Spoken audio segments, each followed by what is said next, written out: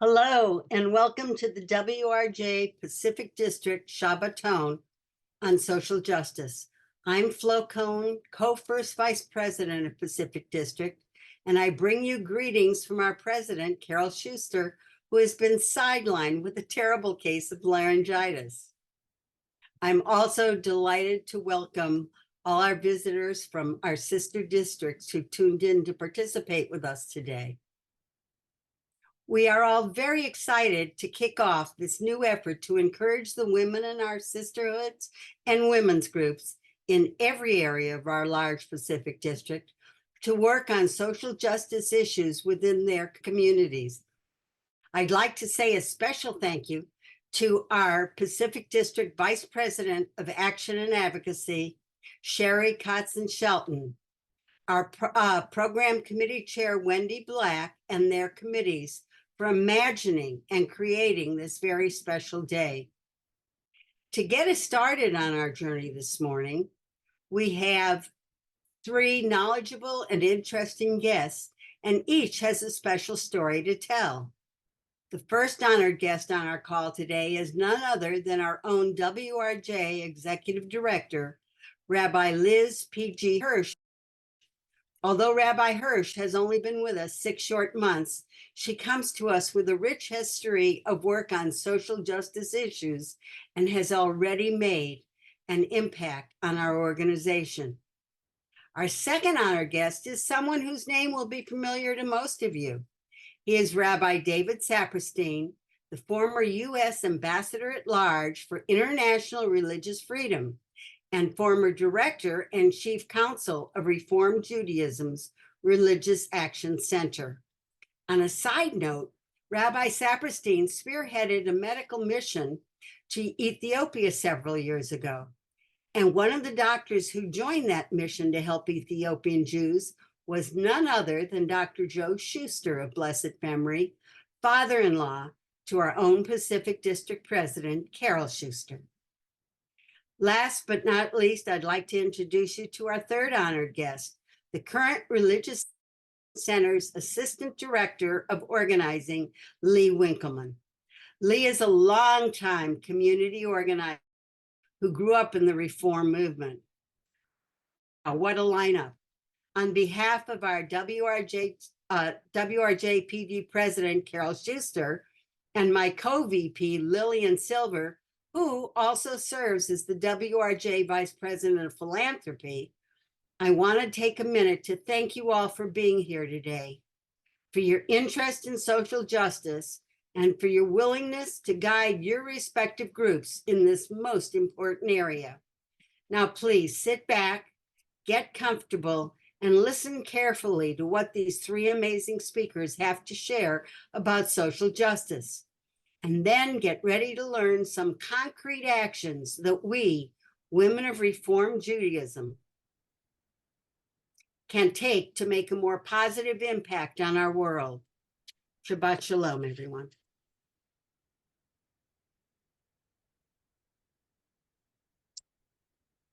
Good morning. Welcome to all. As Flo mentioned, my name is Sherry Kotzen-Shelton. I'm the Vice President of Action and Advocacy. And this program is in a partnership with Wendy Black, Chair of Program Committee, and all of the folks on my committee and Wendy's committee as well. Thank you all so much for coming. So we're going to start with an opening prayer. We have a beautiful video put together by Wendy and Julia Weinstein on WRJ. We're going to hear from Rabbi Hirsch about the history of social justice in the WRJ. And then Rabbi Saperstein will give us a talk he's calling a call to action. We'll have a 5-minute break at that time. And then we will come back into discussion rooms. And we've given you some of the questions that might be a little uncomfortable, but we want you to just lean in a little bit today. This is a learning day. And then we will end with Lee Winkleman giving us some wonderful strategies for things that we can actually do and how we can make change. And then we'll end with the closing blessing. And before we have Wendy get us kicked off here with the blessing, I would like you to post in the chat. I thank you for putting your names and your locations, but also something in the world that's keeping you up at night? What are the things that you're really concerned about in our world? And Julia is going to put together a word cloud for us so we can see where all of our thoughts are at. All right. Thank you so much, Wendy. Thank you. Before we start with the opening prayer, I'd like to recognize and welcome our WRJ president, Sarah Charney.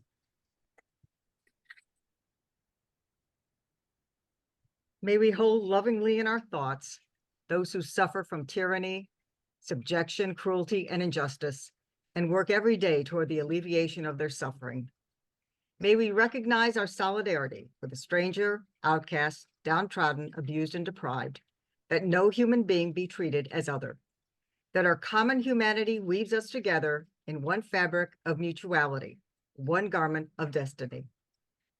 May we pursue the biblical prophet's vision of peace, that we might live harmoniously with each other and side by side, respecting differences, cherishing diversity, with no one exploiting the weak, each living without fear of the other, each revering divinity in every human soul. May we struggle against institutional injustice, free those from oppression and contempt, act with purity of heart and mind, despising none, defrauding none, hating none, cherishing all, honoring every child of God, every creature of the earth. May all peoples know peace in this new year, and may we nurture kindness and love everywhere. Amen.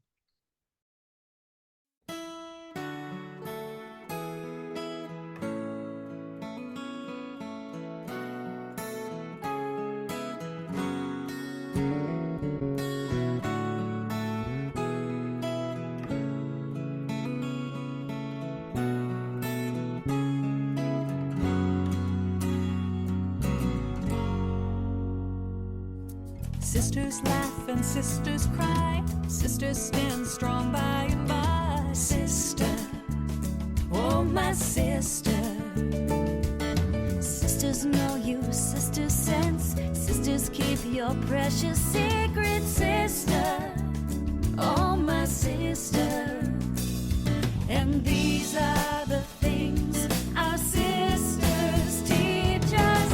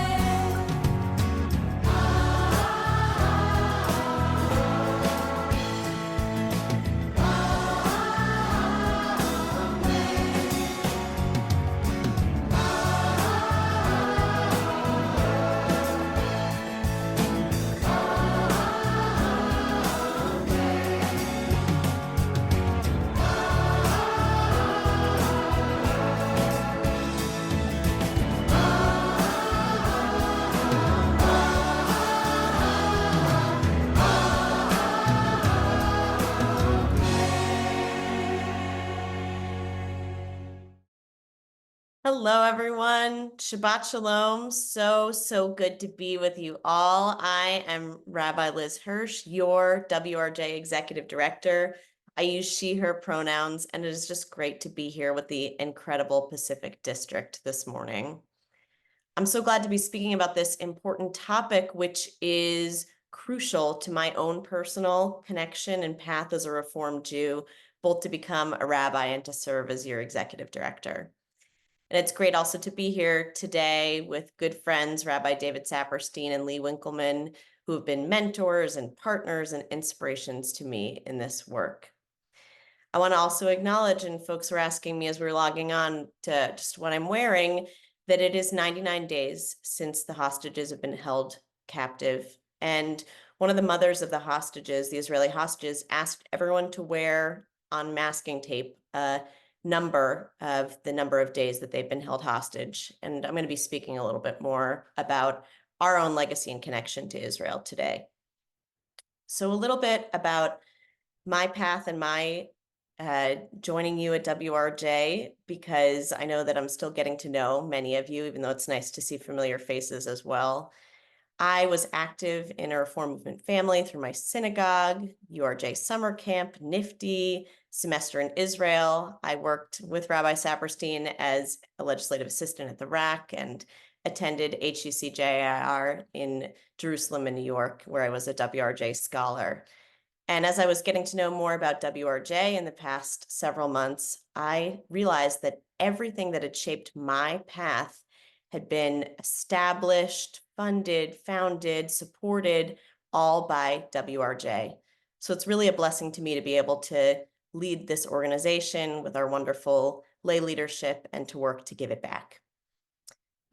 In one of my favorite texts, our rabbis asked, "What is greater, study or action?"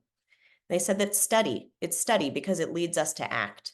So today, I've been invited to share a little bit about a study of our history that is going to inspire us later to act.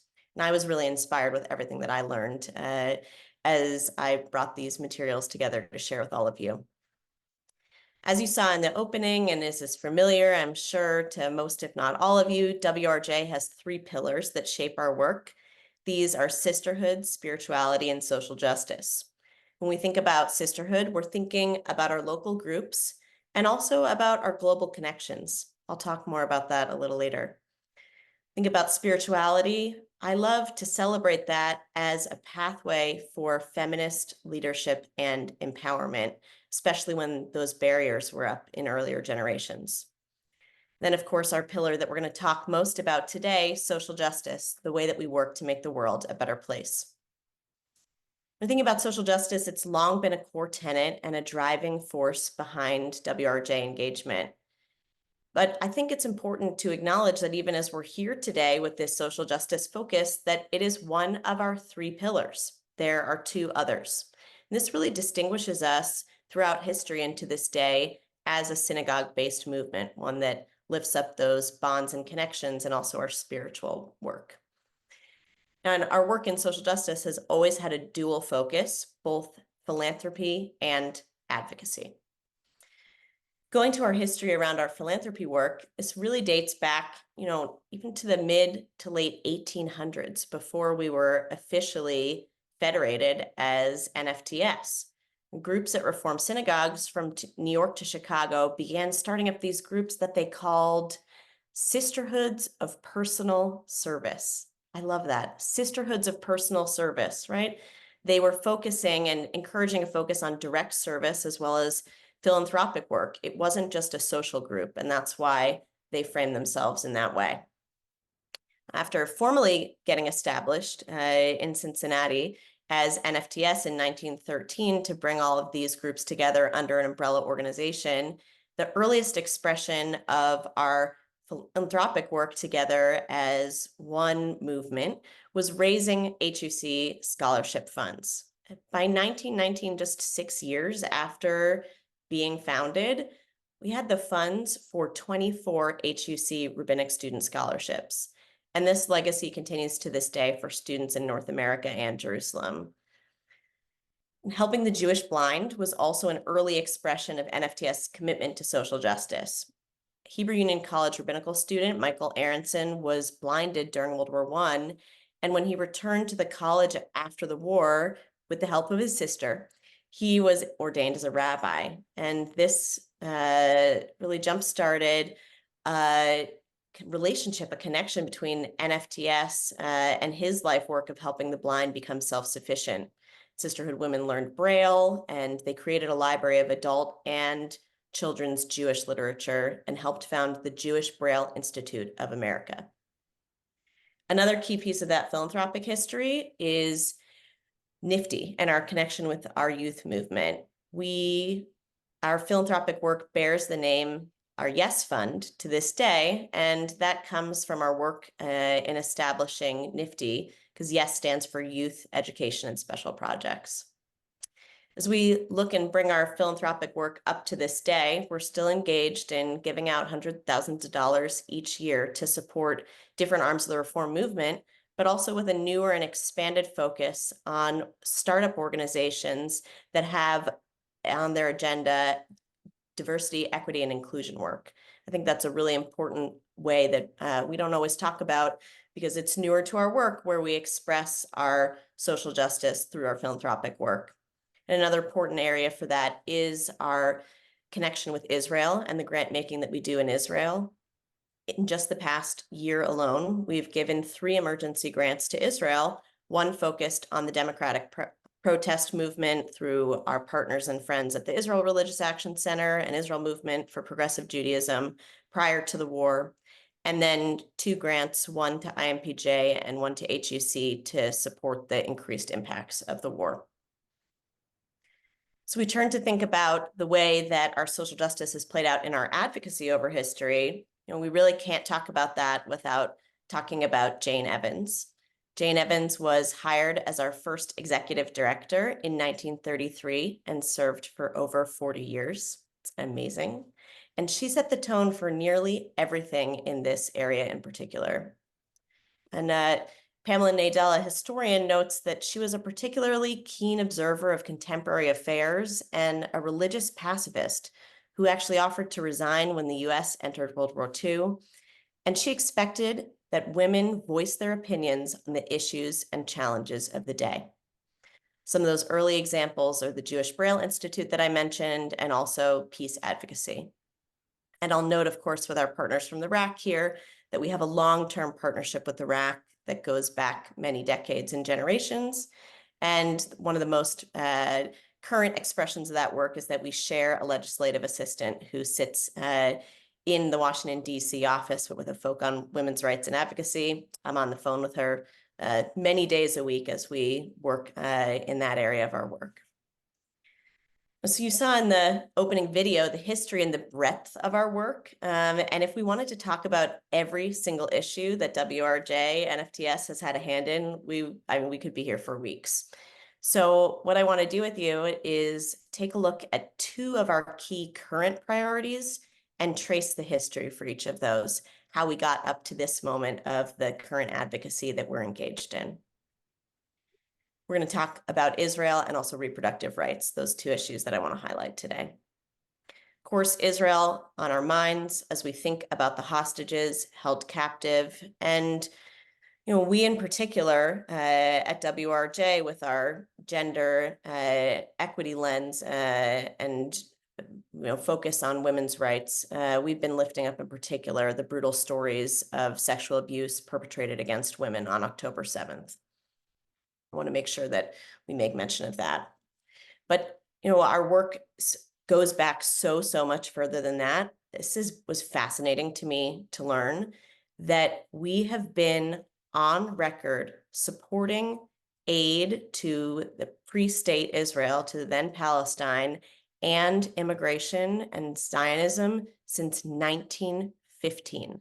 Since 1915. It is amazing. We have a resolution from 1915. I'm going to read about it in a second, but just to put that into context, how amazing that is, the UAHC, the union, first spoke out about aid to Israel in 1937. And this was still, a very challenging time for the reform movement about Israel. Obviously, if you've seen anything coming out from the union overall in recent days, and obviously in the past several decades, that's completely different. And our Zionism is strong and our connection is there. But, in the early decades of pre-state and the early years of the founding of the state of Israel, this was much more challenging for the union overall. There's remarks from 1946 that I just want to highlight, where they said, because in the congregations of the union, there are divergent opinions on the question of Zionism, the union recognizes the right of each individual to determine his own attitude on this controversial question, and therefore the union refrains from commenting or acting. That was not the case for the women of NFTS. In 1915, they issued a resolution talking about the impacts of World War I on the immigrants who were there. And they resolved, I'm reading now, that we feel that it is now more than ever the duty of every Jewish woman in America to relieve the prevailing distress and to prevent the destruction of pioneer work already done. So they resolved to immediately raise funds for general relief in the then Palestine. And this connection carried on through with comments, resolutions in 1939 and 1946, calling out attempts to bar immigration to Israel before and after World War II in that difficult and challenging time period.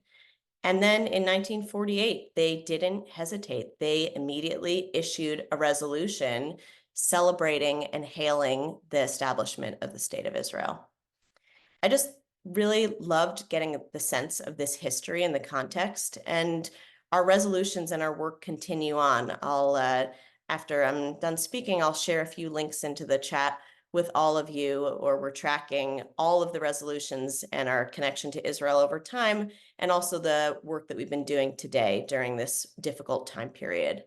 Our work evolved over the decades to focus on peace and conflict resolution, and also on women's rights in Israel and pluralism, and focus on equal access to egalitarian section of the Kotel, all important issues to our movement overall, but where WRJ has really been able to guide and to lead the way.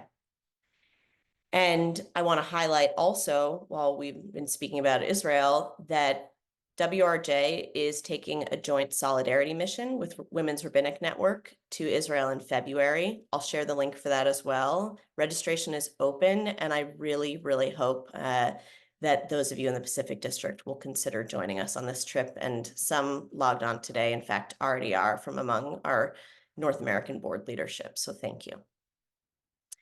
The other issue that I want to hone in on is reproductive rights. And, this is 100% certainly on everyone's mind today, has been, but I think really helpful to see the history and where we've come from as the basis for the work that we're doing today. 3 key moments to highlight in our history of engagement around reproductive rights. 1935, that's when we first went on record with a commitment to supporting birth control and the ability for women to make choices about her body. In 1977, we issued a really strong resolution affirming our commitment to abortion access. And then most recently, in 2021, we wanted to expand and articulate a commitment to a reproductive justice lens. In the birth control resolution, 1935, I'm going to say that year again. It's so important to emphasize that that's how long we've been lifting up this issue. And, at that point, it was to secure an amendment to exempt physicians, hospitals, clinics, and from the federal laws, which at that point excluded the sending out of literature related to birth control in the mail. But we were eager to be vocal about that from early on. The reason why I want to highlight the resolution we have in 1977, even though we've resolved, many times over and worked on advocacy campaigns throughout our history, different points on the access to abortion, is this resolution, it has some language in it that I'll read in a second that is very connected to the work that we're doing today. So we urged all sisterhoods to participate at local and state levels to ensure passage of pro-choice legislation and to deter contrary action, to educate members on the importance of women to be able to choose. But I think that focus on the state and local levels is huge for us. And we know both in the suspected years prior to the Dobbs decision, and then in the months since the Dobbs decision happened, that we've seen the protections being put up for access to abortion and reproductive health care coming through state ballot initiatives. I had the honor of working on a RAC-based state campaign in Massachusetts before taking this role with WRJ, where we were able to protect reproductive rights before the fall of Roe. And then since then, RAC and WRJ have partnered in Ohio, and we're now working in Florida. We're working to engage a campaign that will be in Arizona, which I hope will be of interest to the members of this Pacific District, and also in New York, other states starting to get active, knowing that that state and local level work is one of the most important ways that we can all be involved. just to highlight, sort of bringing us up to today, that we're committed as a feminist organization, not just to bring a gender lens to our work, as we do in every area, climate, immigration, and more, but also to emphasize the disproportionate impact that limiting access to reproductive care can have on people of color. So we expanded with a resolution and a renewed focus in our work into what's really called a reproductive justice framework, emphasizing the right to have a child, the right to not have a child, and the right to raise that child in safe and secure environments, a framework pioneered by groups of women.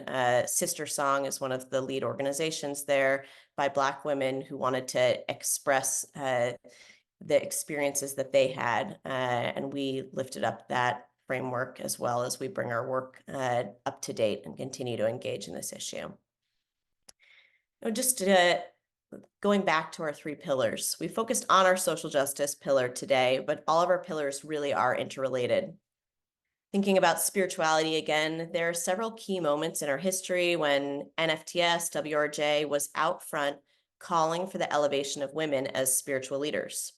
And we don't just do this justice work because we are motivated to make the world a better place through progressive values. We do it in the context of Jewish values. Right? We opening and closing prayers to frame our work. And we tie all of our actions throughout history and to this day to our ancient Jewish stories and to our wisdom. And when I think about sisterhood, much of what we can do and what happens is happening on the local level with our local sisterhoods, the name that many of our groups, women's groups, still bear. But I would also argue that we can reframe this concept of sisterhood today to mean both our very local work and our global, worldwide bonds. And that means that when one person's rights are under attack, we show up. And when abortion is on the ballot in Florida, in Arizona, in New York, it matters that we're part of one sisterhood, one movement, and we do that local work, but we can show up for each other. And that also means that when Israeli women, children, and men have been held captive for 99 days, we show up for them. And when women's rights and minority rights are at risk from threats to Israel's democracy, we show up. For 111 years, we have been showing up for each other. That's what sisterhood has always meant throughout history and what it means today and tomorrow. Thanks so much. Thank you very much. The list of WRJ accomplishments is impressive, and we're very pleased that, at least for the near future, it's in your capable hands. I've also want to thank Judy Wexler, the Vice President of the WRJ, Vice President of Member Services, who is joining us from Chicago today. When you think of Jewish social justice extraordinary, the name that invariably comes to mind is that of Rabbi David Saperstein. In his book, Thunder in America, former CBS and NBC correspondent Bob Faw wrote Rabbi Saperstein learned from political masters. His energy is almost legendary. No one around him worked longer hours. No one darted in and out of more meetings. Once he'd taken on an assignment, he'd always guide it safely home to its completion. To give Rabbi Saperstein near legend status is not stretching the truth. He served as director of the Religious Action Center of Reform Judaism for 40 years, where he is now director emeritus and senior advisor for policy and strategy. Not only did he serve as president of the World Union for Progressive Judaism, but also President Obama designated him as U.S. Ambassador at Large for International Religious Freedom. He chaired or co-chaired several national interreligious coalitions and served on boards, including that of the NAACP, People for the American Way, and the National Religious Partnership on the Environment. He was the first to receive the Anne Frank Award from the Embassy of the Netherlands. He also holds a number of honorary doctorates. He teaches law at Georgetown and is a distinguished fellow at the P.M. Glynn Institute at Australian Catholic University. It's no wonder that Rabbi Saperstein was named the most influential rabbi in America by Newsweek magazine. Who better than to speak on a call to action than a rabbi who was named by the Washington Post as a quintessential religious lobbyist on Capitol Hill? It is an honor for the Pacific District to introduce and welcome Rabbi David Saperstein. Well, thank you. Thank you, Wendy. Very gracious introduction. And thanks to Shari and Wendy and all who have put together this wonderful conference. And I'm so pleased to see Sarah Charney here as a superb president for this vital organization at such a momentous moment in the history of America. So I'm always honored and excited to have the opportunity to speak with WRJ and its members. And what a partnership, as you've already heard, the RAC and WRJ has been. From the day that the RAC was opened in 1961, it has been our most reliable, supportive, and nourishing partnership within the reform movement. And we've never needed each other more than now. And once again, you are stepping up to the plate with your always robust social justice agenda, more powerful than ever. This has been the pattern of WRJ support through my entire over 4-decade tenure with Iraq. Grassroots advocacy power you bring to bear on our common agenda, the sustaining resources for our legislative assistants whose work on women's issues is understood broadly, has been a centerpiece of our efforts, and what a difference you have made, what social and financial capital you provided, what sustaining partnership you've devoted to our movement's campaigns for social justice. This has been the pattern of WRJ support. And now with the Linda Scher Fellowship Program, we've helped create an additional legislative slot in partnership with us and WRJ dedicated to women's rights, dedicated to the issues of reproductive rights. Rachel Landis, who is the inaugural holder of this slot at the RAC, it's simply terrific. And she absolutely loves the work that she is doing with WRJ.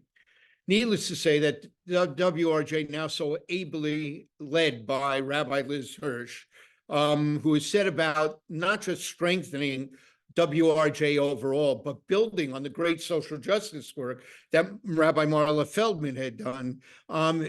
Liz, in a short time, has infused more focus, more energy into your Tikkun Olam efforts. And this could not be happening at a more propitious time in terms of the challenges that we face. I hope you didn't miss it as Liz was saying it, but it will not surprise you to know that the personal pride I have that Rabbi Hirsch and like Rabbi Feldman before her got their professional start in the Reform Jewish movement as legislative assistants at the Religious Action Center. And our WRJ and RAC work together to deliver actual engagement in our congregations, in our WRJ chapters, and in other networks of the reform movement, taking our influence and power in addressing the challenges we face.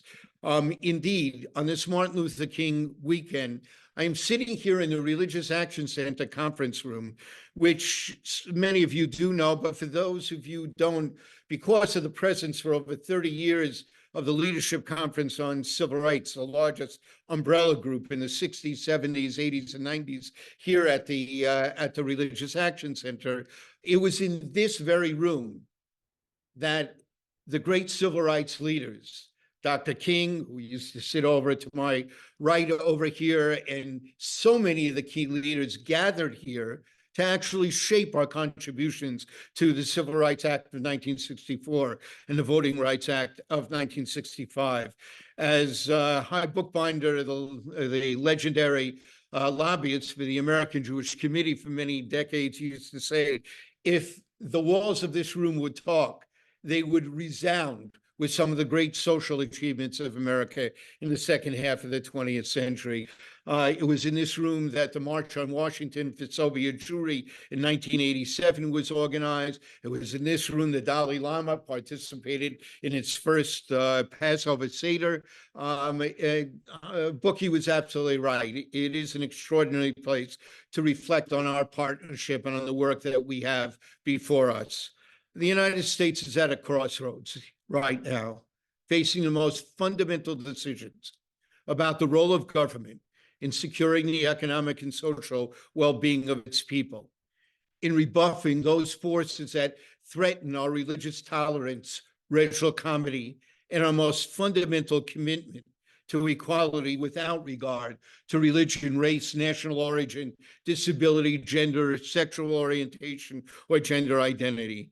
As opposed to the open and welcoming spirit for immigrants that has marked some years of American history and which has meant so much to the rescue, safety, and flourishing of millions of Jews, we have diverged onto a path leading back to some of our more xenophobic eras. Whether we can find bipartisan solutions to our immigration problems will be decided in the near future. And all of this in the face of the largest number of global refugees and displaced people in recorded history. We are facing a prospect of severe disparities between the rich and the poor, arguably inherent in the capitalist system, that even the most developed most developed economies and democratic governments will be unable to achieve an equitable society. We need to prove that that's wrong. We see it in the growth of the homeless on our streets, in the food deprived in our nations, in the problems that children and the elderly are facing here in the wealthiest nation in the history of the world. We've not deviated one iota from the path of rampant gun violence that so devastates our schools, increases the numbers of completed suicides, brings deadly violence into every corner of American life, our businesses, houses of worship, playgrounds, and our homes. That we can find only the most anemic solution to the nation's bloodiest problem is nothing short of a moral travesty. And over the past 30 plus years, we have witnessed the reshaping of our court system with the appointment and confirmation of younger, more conservative judges who've been willing to undo the Warren and Burger Court's great expansion of civil rights, civil liberties, and reproductive rights, as well as the strong separation of church and state that together has given Jews more rights, more freedoms, more opportunities than we have ever known in our nation's history. The loss of Roe v. Wade is not just a betrayal of that vision of fundamental rights that marks America at its best, but it's nothing less than an assault on women's bodies and women's rights to be the moral decision makers of their own destiny. And Israel is at a crossroads. You all know that the existential challenges it faces, surrounded by enemies, Hamas, the Houthis, the Iran-backed militias in Iraq, in northern Syria, and Hezbollah. Hezbollah is the single most powerful non-state actor in the world today, with 100 to 150,000 missiles aimed at Israel's heartland, far more accurate and devastating than the rockets and the missiles that have been fired from Hamas, raining down on Israel from Hamas every day. 12,000 since October 6, 3,000 on October 7, 9,000 since. It is a very real existential challenge. We recognize as well, it is an existential challenge for Palestine and for Gaza as well. And whether Israel will find a pathway out of this dilemma remains to be seen. And the threats to its democracy, the challenge of the oppression and deprivation of non-Orthodox expressions of Judaism, all this remains to be seen. And needless to say, the world is at a crossroads in navigating the clash of civilizations, confronting the pervasive threat of terrorism, resolving the face of global poverty and global climate change, whether we are committed to making reasonable sacrifices to ensure that future generations will enjoy the fruits of God's creation. Are we going to go down a path to nuclear war or away from it? Over 2 billion people in this world live in abject poverty, making less than $3.10 per day per person. with nearly 80 million displaced people, as I said, the largest ever in human history. We face a migrant global crisis, which threatens world stability and puts so many millions at risk. Ethnic and religious minorities find themselves particularly at risk of genocide, ethnic cleansing, starvation, disease, of becoming victims of human traffickers, of drowning in attempts to find a friendly shore. And during the last administration, America dramatically withdrew from its historic leadership of multilateral institutions, originally created to implement the lessons learned from World War II, leaving a vacuum globally that is increasingly being filled by China, Russia, and the destabilizing forces of non-state actors and authoritarian regimes. You know, the Freedom House tells us that between 1945 and 2006, with ebbs and flows, depending on where you were around the globe, the midpoint was consistently towards greater democracy and greater human rights. And since 2006, that midpoint has moved backwards without a glitch in the graph. We see authoritarian rulers cracking down on civil society, stifling human rights, dismantling the rule of law, eroding most basic structures of democratic rule in their countries. And my friends, on all of these and so many more, decisions are going to be made. And our only choice will we be the audience watching them, or will we be the authors of those new decisions? Our social justice work puts us in a place where we truly can make a difference. And we do so with, as Dr. King said, with the fierce urgency of now. We know the different rubrics of our social justice work. First, the responsibility to educate ourselves, our synagogues, our communities, our nations, on the nature of the great crises that we face.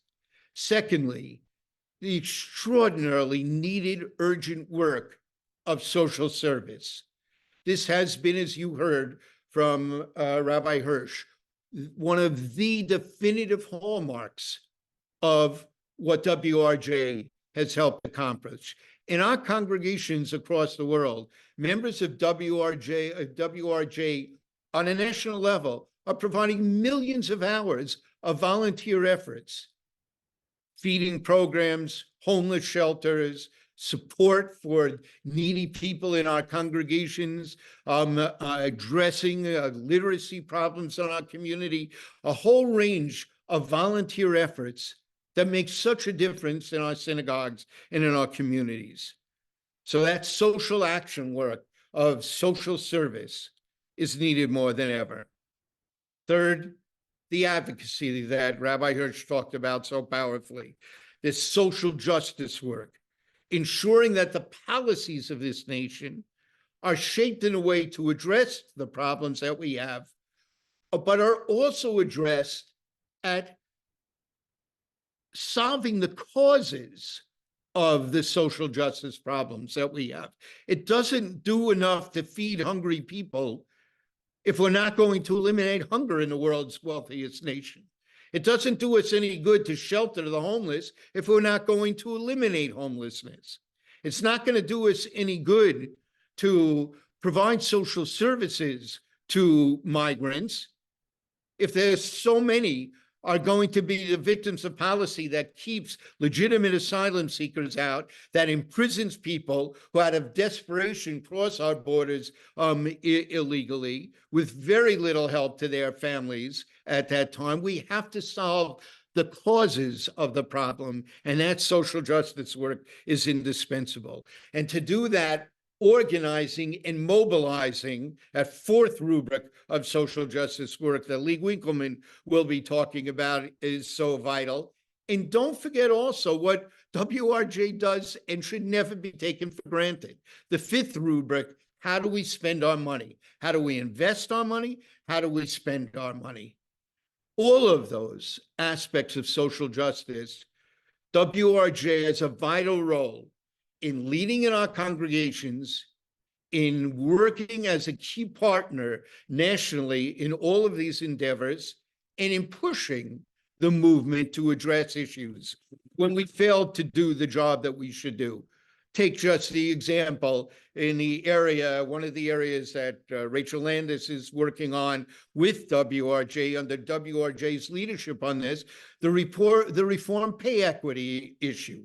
Pay equity remains a disturbing moral failure of this country, that with the heightened awareness we have about equal rights for women in this country, the fact that structural misogyny and structural sexism in this nation still means that on average, women make only 82% of the money for the same jobs that men do is unconscionable. That it happens still in our own movement is something none of us should accept for a moment.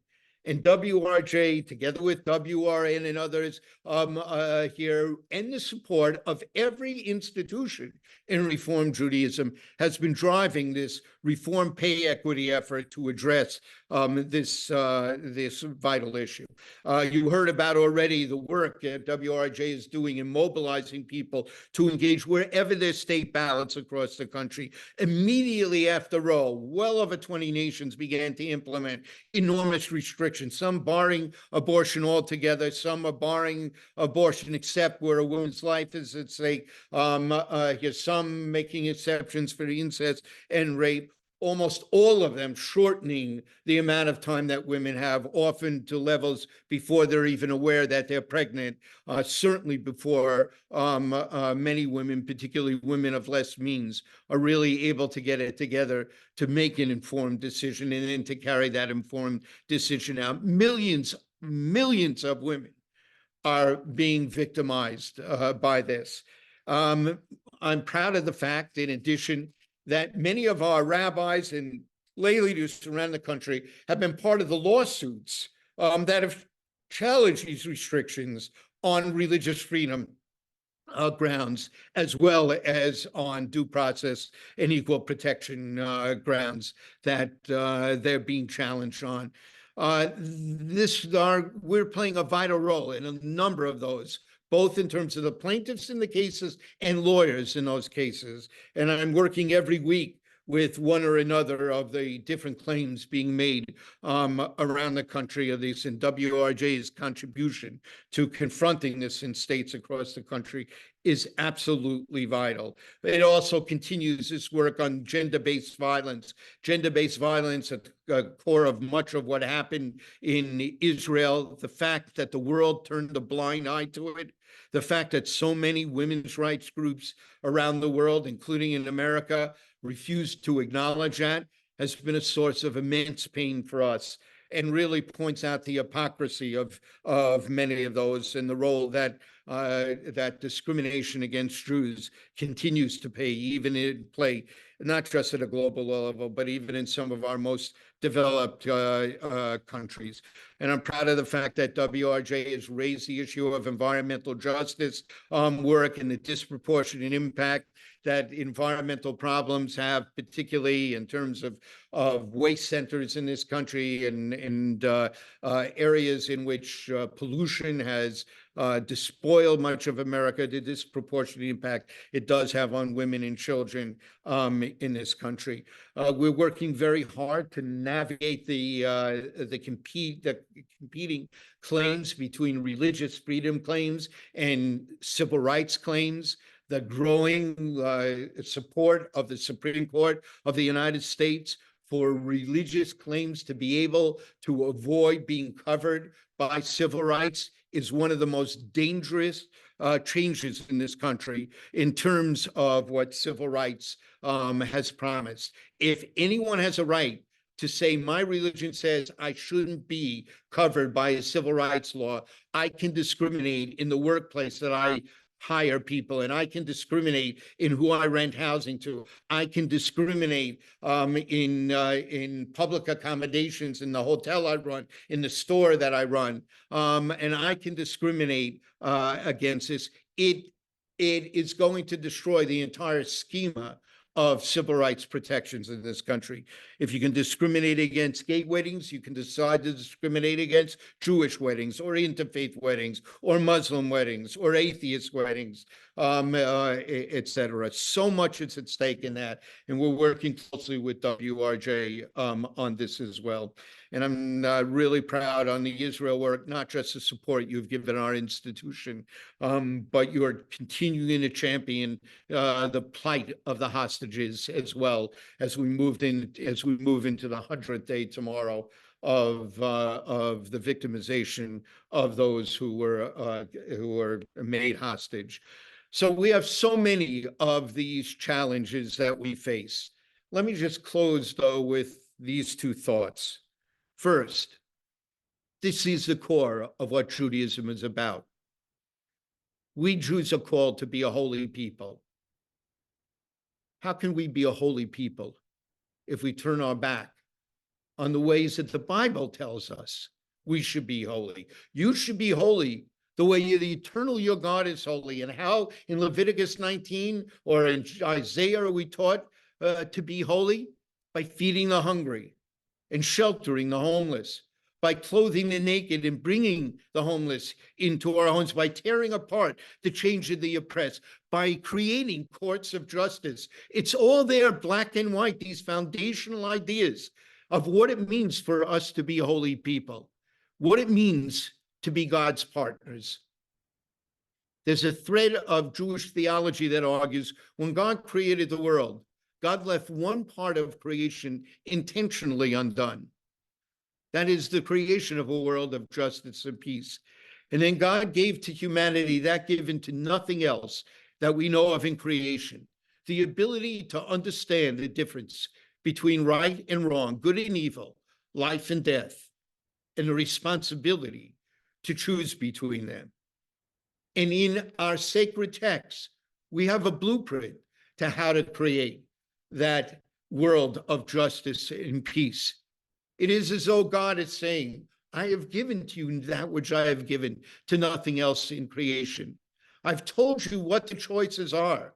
I've told you what you should do and why. But if my word is to live on earth, it will be because of the choices you make and the work that you do. And in calling us to be God's partner in creating that better world, God has ennobled humanity and given to our lives meaning and destiny and purpose. What an extraordinary gift. And every day, WRJ plays that out. So at this crossroads of America, keeping Dr. King's mind and admonition of the fierce urgency the fierce urgency of now, filling our hearts and souls at this moment of a crossroads. Go forward with confidence. For WRJ's social justice agenda is an extraordinary vision. Let's do it together. The future of the world depends on it. Thank you. Okay. Wow. I'm a little emotional, Rabbi Hirsch, and you know, all that wonderful history, knowing that our ancestors and our female ancestors were involved so early. And Rabbi Saperstein, I'm kind of close to tears right now. I don't know if I want to cry or run out in the streets and do something. That was really fantastic. Thank you so much. So what we're going to do right now is we're going to take a short 5-minute break. We're going to come back in and do our breakout rooms. We have a few questions where they're not going to take us long. We're going to do a little bit of discussion about just some things that might make us think about ourselves and our role in this wonderful world that we're in. And then after the breakout rooms, we're going to hear from Lee. And I know he's going to give us some wonderful emotional stuff like everyone else. So we will see you back here in 5 minutes. Please get up, stand up, wiggle, stretch, get another cup of tea or coffee, and we'll see you back in 5 minutes. Thank you.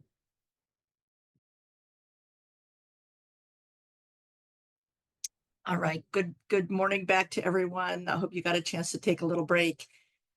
We are now going to go into our breakout rooms, but first I want to talk about a couple things for that. I want to talk about the questions that we're going to have, and some room. I don't want to say rule, oh, here we go. So in this discussion, we have 4 questions, and you may you can go ahead and post those questions. We are going to either talk about, you have a choice, talk about one, talk about more than one, any of these that seem to hit you. So the first one is, how has being Jewish shaped my view of racism and social justice? Number 2, we're asking you maybe to dig in a little personally. What was the moment you realized that because of your skin color, the rules are different for you? Number 3 is, how do you use your resources to realize social justice? And the last one is, what has happened in the last year that gives you some hope? And so the groups are small. We're going to go for 15 minutes. And you have a room host in every one, and they will help you with this, kind of guiding you in choosing questions. And again, you may spend the whole time talking on one question or try to hit all, which I don't think we'll have time to do, but whatever resonates with you, please feel free to talk about that. So if we could go to the next slide, one of the things that we want to make sure is that this discussion room is a safe space for everyone. So we have just a few guidelines. If you can put those up for us, that would be great. And these are things that we kind of hope that we do whenever we get together and talk about things that are important, and sometimes uncomfortable and sometimes painful. Everybody's story is sacred. Be mindful about not taking up too much space in the conversation. We commit to respectful communication, allowing silences within the discussion and equal time to talk. The listener does not judge, interpret, paraphrase, analyze, give advice, or break in with a personal story. We commit to active and thoughtful listening and not fixing or explaining one another. Our hearts are open when we feel safe. We commit to confidentiality. All right, and so have a wonderful breakout room. Elizabeth is going to send us through. I always feel like this is a Harry Potter apparate moment. It's the closest I'm ever going to get.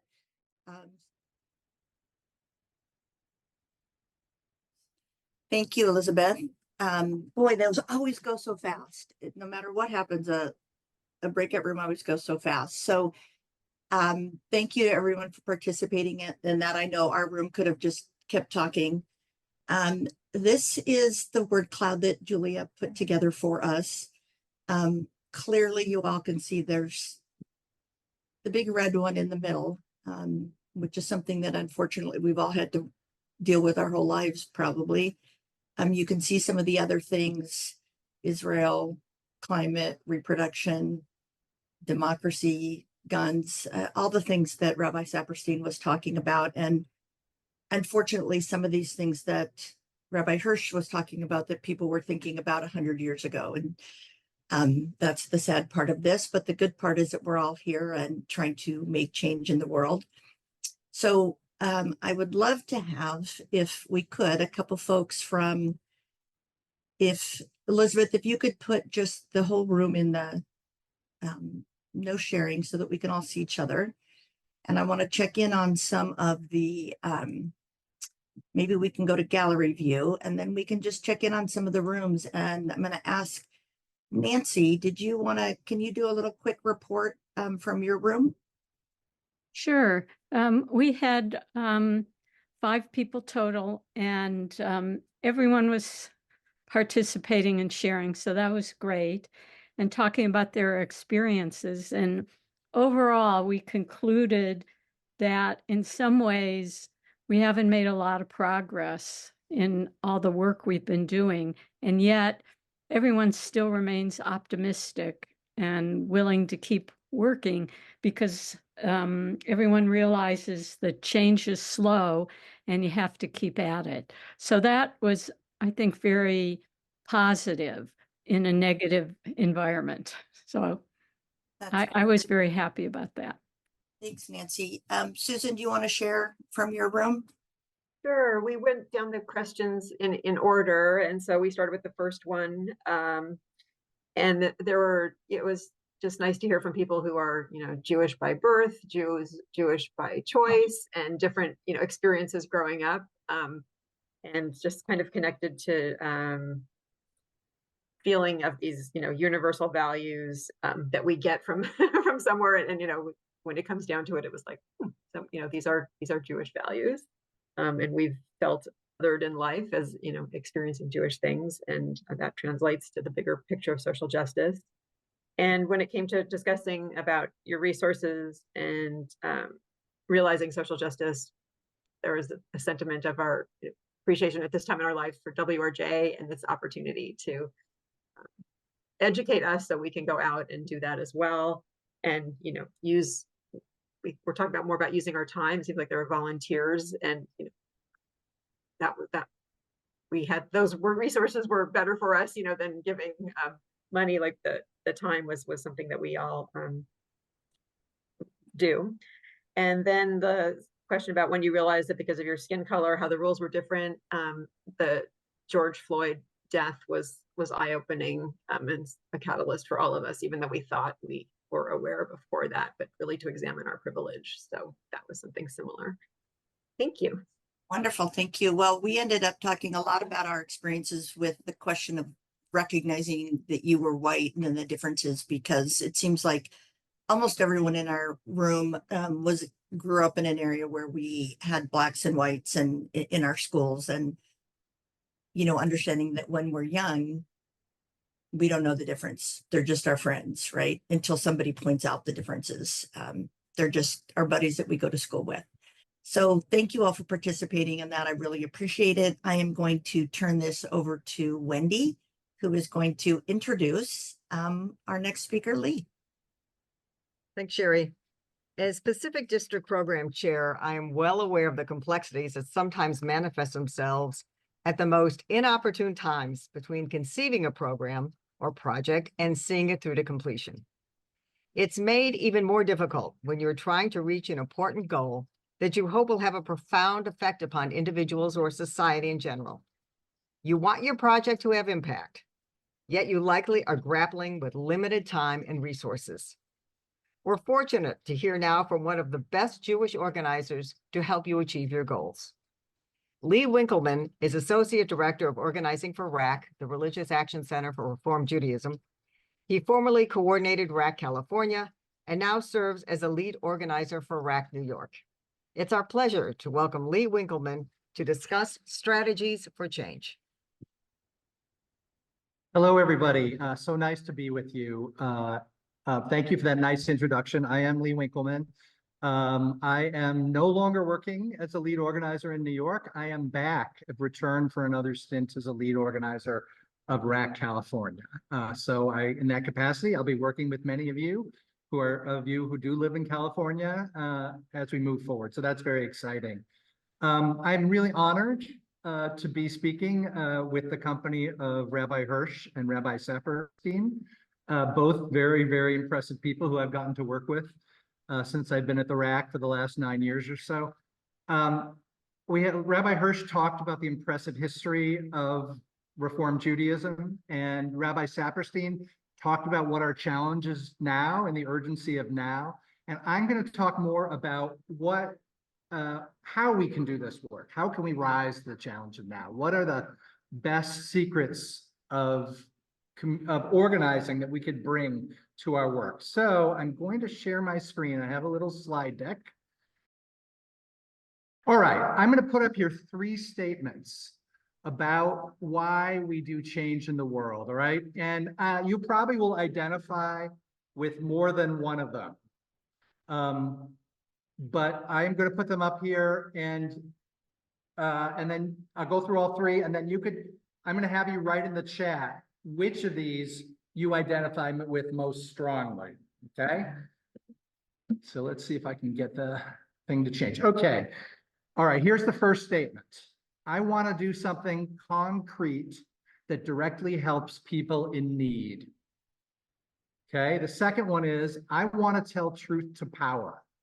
I want to be able to tell the next generation that I stood up for a better world. Okay, and the last one is, I want to make a real difference to make the world better in a measurable way. Okay, these are 3 statements about why you want to make change. You probably identify with all of them, but I'm going to ask you to pick the one that you identify with most strongly and write the number in the chat. So number 1 is, I want to do something concrete that directly helps people in need. Number 2 is, I want to tell truth to power. I want to be able to tell the next generation that I stood up for a better world. And the third one is, I want to make a real difference to make the world better in a measurable way. So if you could put the 3 in the chat.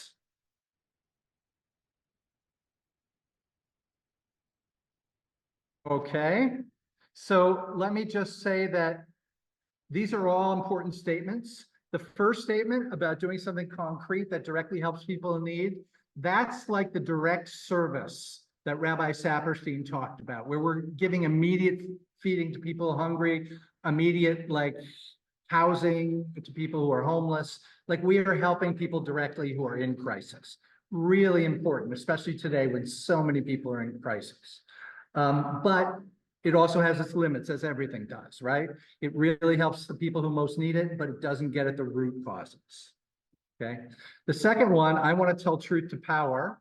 I want to be able to tell the next generation that I stood up for a better world. That's really being an activist, right? That's about our need to make a statement in the world, right? And there are moments where all we can do is cry out in a public way and get together with others and cry out together. So that is also important. The last one, I want to make a real difference to make the world better in a measurable way. That's community organizing, right? We are trying to get at the root causes. I'm going to focus on this one. They're all important, but I think we have an opportunity to actually make real change, not to just go out and protest or to make our voice heard, but to actually change the world. And I think that's the goal of our work. So we want to transform the world according to Jewish principles, right? And each of these ways that we want to transform the world, fairness, compassion, dignity of the individual, solidarity, each one of these has a Jewish quote. If we had more time, we would go through the Jewish roots of how we want to change the world. We will share this, this slide deck with you. So if you want to look at these quotes and think about them and read about them, you can do that on your own time. I will say I'm going over today in 20 minutes what I have taught a full semester long course at Hebrew Union College about. So we will have to be a little bit abbreviated. All right. Now, we all know the famous story about Rabbi Hillel. A man came up to him and said, please tell me tell me the meaning of the Torah while I stand here on one foot. And Rabbi Hillel said, don't do to others what is hateful to you, right? All the rest in the Torah is commentary, go and study it. So I'm giving you community organizing on one foot today, okay? And I will say my answer will be, it's all about power and relationships. And I would say, rather than study it, go out and practice it. And then reflect and learn from what you're doing. That's the best way to learn about these things. So power and relationships are the 2 most important things. And I'm going to go through and talk a little bit about both and how they show up in our work. All right. So first of all, what is power? Many of us have a negative connotation because we think of dictators or slave owners or horrible people. And that is a kind of abusive power. But power itself is a neutral word. It can be used for good or ill. Its real meaning goes back to the Latin for the word to be able. So power is just to have the capacity to do something. In this case, the capacity to make change.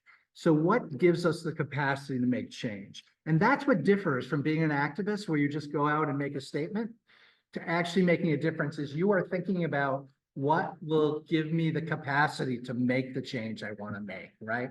And this is a little drawing that we've used in California at times, right? With the idea that in order to be effective, to build power for change, we need to understand the forces that are shaping our current moment. We're going to have a long and windy path, right, through the clouds. Some of it's obscured at times, but that path is our strategy. Like, we've got a plan, and it won't happen exactly the way we think. Our plans will change, our strategy will change, as things happen, but having the strategy is what makes us effective. And then we have a vision for where we want to go, the California of our dreams, right? So in your work, you need to be thinking about these, what is going on now? What is our strategy for changing that? And where do we want to go? What is the transformation we seek?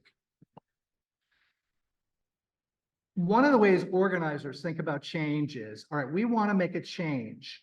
Who has the ability to make the change we want, right? That is the first question we ask. And that person in organizing we call the target, right? The target is always a person. It's never the city council or the Shell Oil Corporation, right? It's always like the president of the city council or these 3 city councilors or, the CEO of Shell. And the reason that is because we want to think about what will lead the target to make the decision we want them to make, right? So if it's a person, you can think about what they care about and what would move them to either make the decision you want or not make the decision you want, right? Whereas if it's a corporate entity or a government entity, then you can't really do that.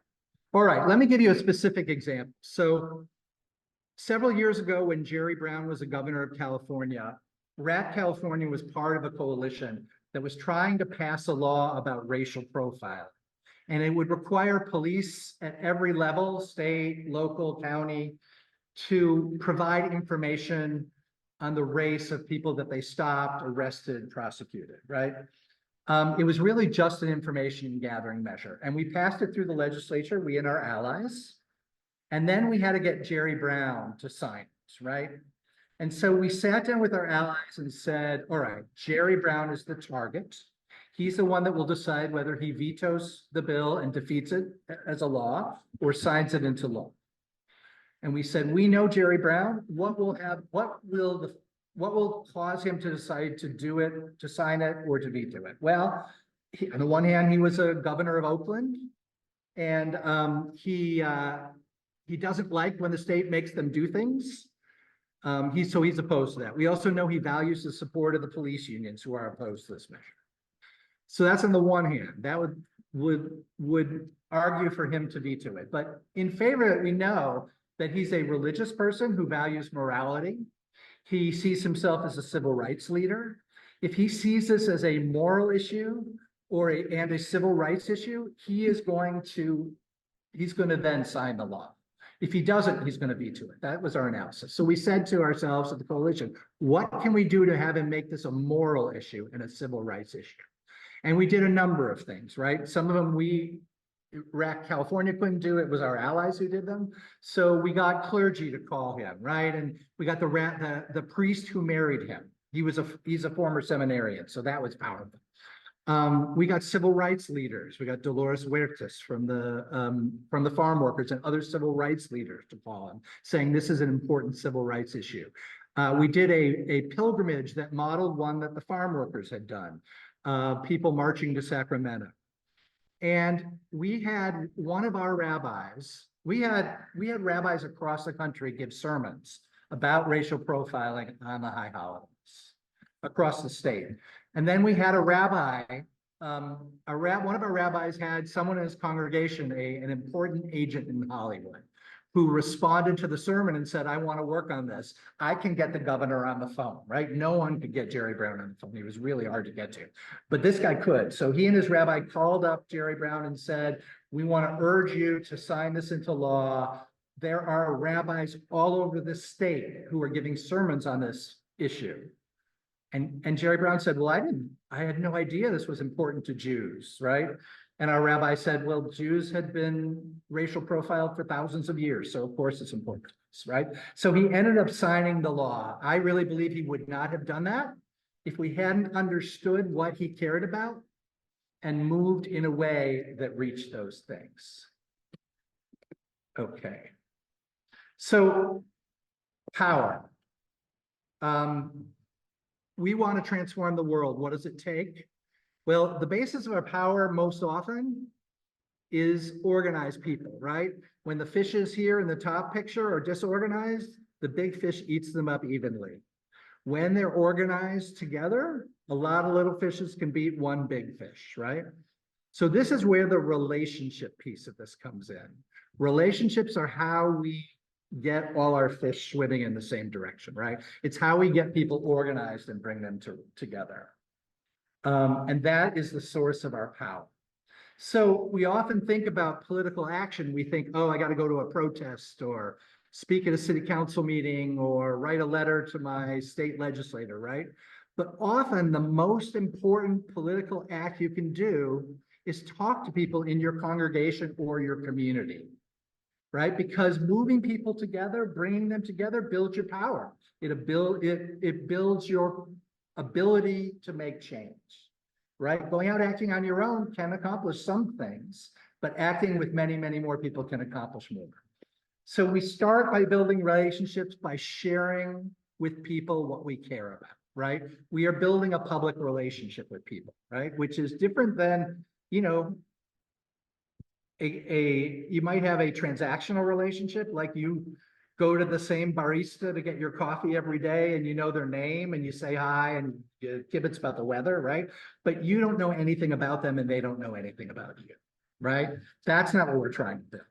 And you have your close friends where you know everything that's going and you keep up on the moment and you're there for each other. That's also not what we're trying to build. We're trying to build something in the middle where we share something important, but not necessarily everything with those people. All right. And we kind of do this through two ways. How do we share what it is we most care deeply? Like what motivates us to act? We have a tool we call one-on-one meetings, right? You get together and you learn about people and you ask them questions and you're curious. Sometimes they're real general. You know, we ask questions like, well, what keeps you up at night? But sometimes they're a little more specific, like we're working on a big climate change campaign in California. And I might leave you to tell you about it and find out, how does this touch what you care about or not? What would touch what you care about, right? Those are all one-on-one meetings. Secondly, we sometimes do these in small groups, house meetings, where people go around the circle and they share what they care about. And again, they can be very general, where people are just sharing, you know, how they're experiencing the brokenness of the world, or they can be a little more specific, like where is a moment where climate change has touched you, because we're working on a climate change campaign. Again, I can do long trainings on how to do one-on-one meetings, how to do house meetings. If you want to invite me back, I can do that if you're interested. But this is just the overview now. Okay. Our goal is moving the non-activists in our community into action, right? The activists are easy to move. They're going to act even if we don't do anything. But the non-activists are people who care about their community, would like to see it better, but have never done this before. They're not used to acting, right? So what are our keys to engaging those people? Well, relationships, right?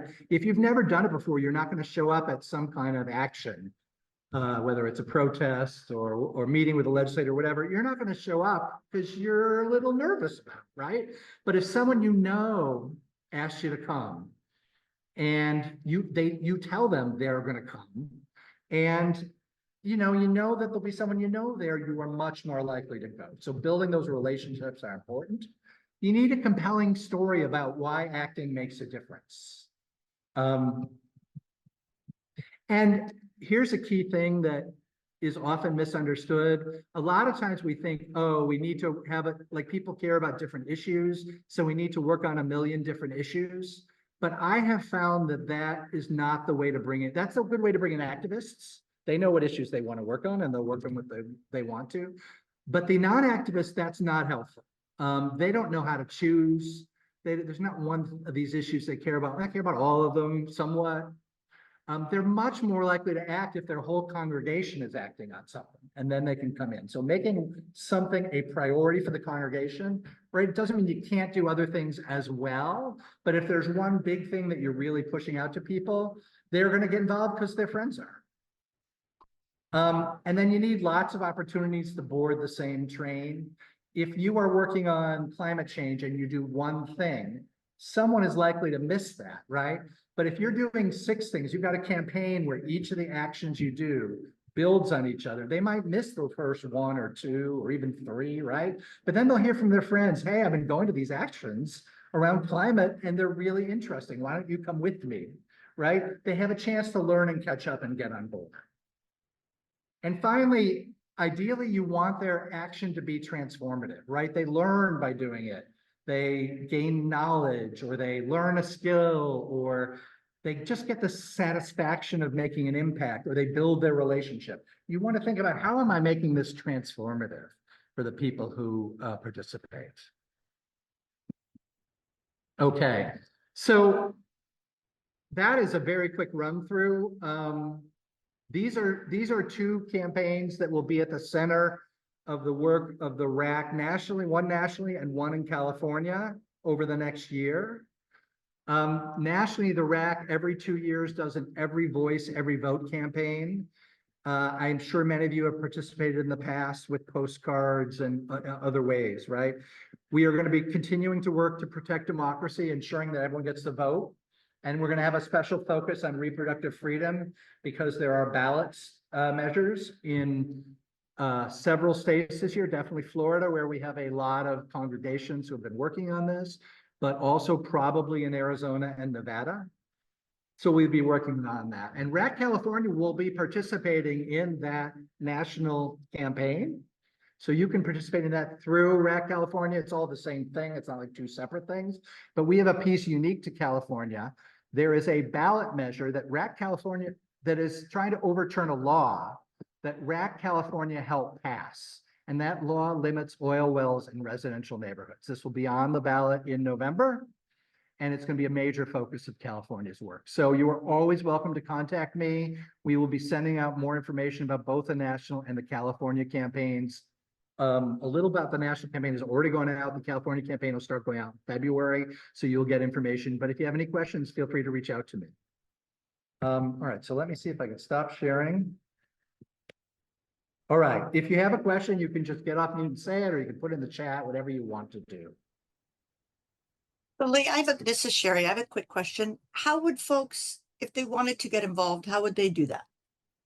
Well, there's several ways. I mean, the easiest way is probably just to email or call me and I will connect you. If you're part of a Reformed congregation, then hopefully you have a team in your congregation. I can connect you with your team, or you could ask your rabbi, you know, where is the team? That would be another way. If you are not in a Reformed congregation, that's fine. We have just pretty recently started involving teams from other places. So if you're in a congregation that's not affiliated, or you are an independent person who wants to just organize your friends, or you're with some other organizations, get in touch with me and I'd be happy to tell you how you can get involved. Reza? Just wanted to comment that I appreciate the click that is possible now on most RAC weekly messages and WRJ, excuse me, the social action, social justice group, that you get those emails, and I can't go anywhere now. I'm beyond being the one who's actively going out to a march or whatever, but I can click every time they tell me to click. And I've been clicking so much, and it goes directly to my people in Congress from my district. And I feel like I'm participating from home and doing that job that item number 2 was involved with. And they're making it so easy for me. So easy that I once got just recently, I got a message back. Please don't send don't click tomorrow. You've been clicking every time, and it's better if you just do once a week. So well, anyway, I want to mention that it's great. We appreciate you. We appreciate you clicking on that, Reza. And there will be more California opportunities to click, and specifically California things for the Californians coming up, probably starting in February or soon after. Leslie? Thank you. I have a question about how you're experiencing anti-Semitism and the increasing non-welcoming of Jewish progressive activists in activist spaces. Yeah, I have read a lot about that. Mm-hmm. I have not personally experienced that. Many of our closest allies, reached out to me by text right after October 7th, just to say, I hope you're okay. I know how hard this is. It doesn't mean they always understand it. It doesn't mean they don't sometimes like say things that are, that reveal the fact that they don't, they haven't thought deeply about what's going on in Israel, right? And so sometimes we have conversations and sometimes there are moments of tension, but they don't come from a sense that I feel unwelcome. We have a real relationship, and when you're in relationship, you can have conversations, right? So that has been my personal experience. I mean, I am of course wary because of what's going on in the world. But mostly the people that we've invested our time in building relationships with, I have not seen them. Thank you. Lee, I we would just say in general, I always think it's better to be in relationship and have conversations than to cut people off. Like I feel that's how people learn and grow, by being in relationships. So even when people do say things that are really, really hurtful and unfortunate, I try and have if I have a relationship or I feel I can build a relationship, I try and have a conversation with them. Mostly I find people are ignorant but not ill-meaning. Mostly I feel like people are willing to listen and have conversation with you if you're in a real relationship. Lee, Wendy here. In our breakout room, we were talking about the now political implications of sisterhoods trying to get something done with the world being like it is right now. What advice can you give us? I would say pick a focus. Don't try and do everything, is the first thing. I would say build relationships with allies across lines of race, class, and faith, even though it's hard at this moment. That's really what will get us through to a better time. And the third thing I'll say is you need to be talking to people in your congregation. It's not about just the group of you going out and doing something on behalf of the congregation. You need to be having those conversations and bringing in people who've never done this before. And again, especially if you're a California congregation, because that's my assigned territory, I'm happy to come and talk with your social justice team or your sisterhood a little bit more about this. So just reach out to me. Thanks so much, Lee. This was great. You gave terrific practical advice. And can you give us your contact information? Could you write it in chat, please? So for our California participants, they know how to get a hold of you. And if you're not in California, you still can call me and I'll see what I can do or help find someone to do it. Okay. Let's see. Okay, thanks so much. And right now we're going to go to some upcoming events in the Pacific District. Wednesday, February 7th at 7 Pacific. We're going to have an incredible program with Cantor Sydney McKaylee. For the past, I think this is going to be the third year in February, we've had a musical program. They're always just great. We hope you can come. On Sunday, March 3rd at 10 o'clock, we're having Women of Torah with Diary of a Sopherette. She creates Torah scrolls. She writes Torah scrolls. She's one of very few women in the world who do this. Both of those are from the program committee. Coming from Action and Advocacy is a virtual tour of the Maison Hunger Museum in April. We hope you can join us for all of those. And now I'd like to introduce Sherry with our closing prayer. Sherry.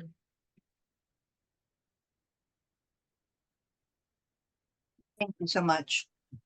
This is what we are about. We plant seeds that one day will grow.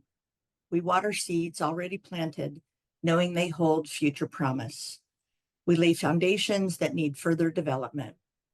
We provide yeast that provide effects beyond our capabilities.